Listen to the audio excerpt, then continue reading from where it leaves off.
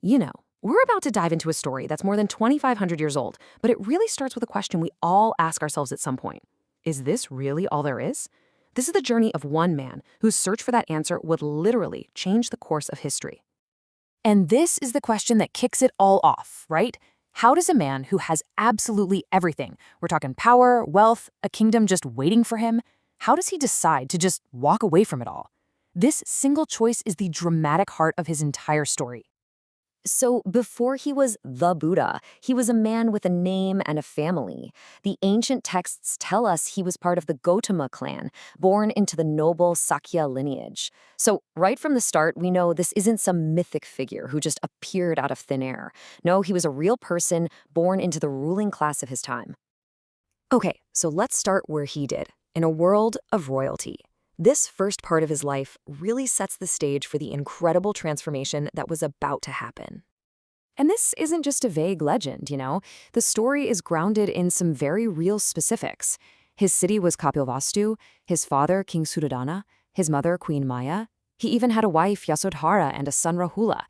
These weren't just titles. These were the deep human connections he would eventually have to leave behind. And when the texts say his life was luxurious, they're not kidding. I mean, he didn't just have one palace. He had three, each with its own name. Can you just imagine a life so perfectly comfortable, so completely shielded from the harsh realities of the world, that your every desire is met before you even think of it? Well, that was his world. And for almost 3 decades, this was his entire reality. 29 years spent as a householder, a prince, a husband, a father, all of it wrapped up in a life of just unparalleled comfort and privilege.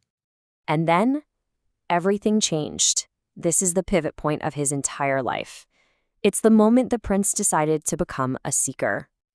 The texts give us his reason, pretty much in his own words. He saw what are now famously known as the 4 sights: an old man, a sick man, a dead body, and finally a wandering holy man.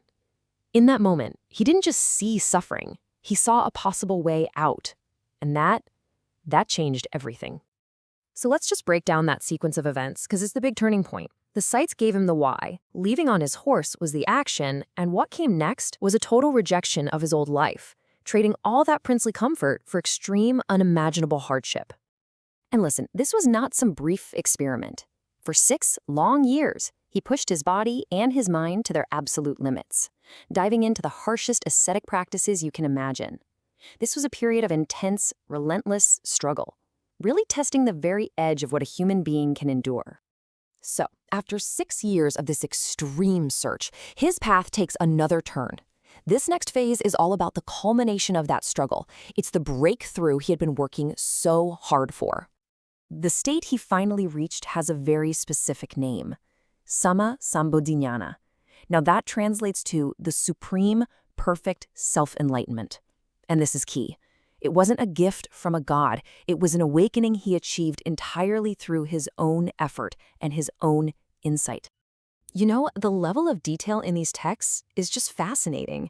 They record the exact location of this monumental event, right there at the base of a specific kind of tree, which at the time was called the Assattha tree. And get this, the event was so significant, it actually renamed the tree. Any tree under which a Buddha achieves enlightenment gets this honorary title, the Bodhi tree, which literally means awakening tree. So that Assattha tree became the very first Bodhi tree. Pretty cool, right? So now that he'd found the answer he was looking for, his journey entered its final public phase. He went from being a solitary seeker to a teacher, and he started to gather followers around him. He declares his new identity with this really powerful statement. He calls himself the Jana, which means the victor, and his mission from that point on is crystal clear. He's going to teach the path that he discovered. His journey inward was done. His journey outward, to the world, had just begun. And a community, the Sangha, very quickly formed around him, and it had a clear structure. You can see the key figures here: his chief male and female disciples, his devoted personal attendant, Ananda, and even his most prominent lay supporters, the regular people who help sustain the community. At his very first major assembly, you get a sense of the scale of his following. 1,250 monks gathered to hear him speak.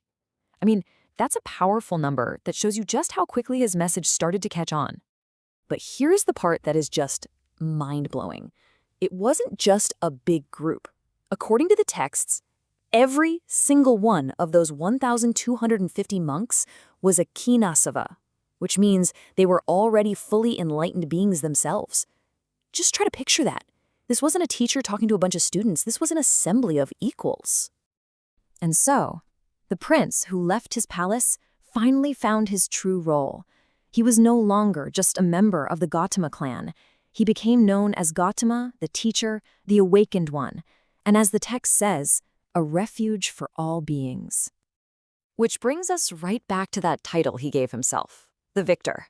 His victory wasn't over another kingdom or some external enemy. So the real question to think about is, what exactly did he conquer?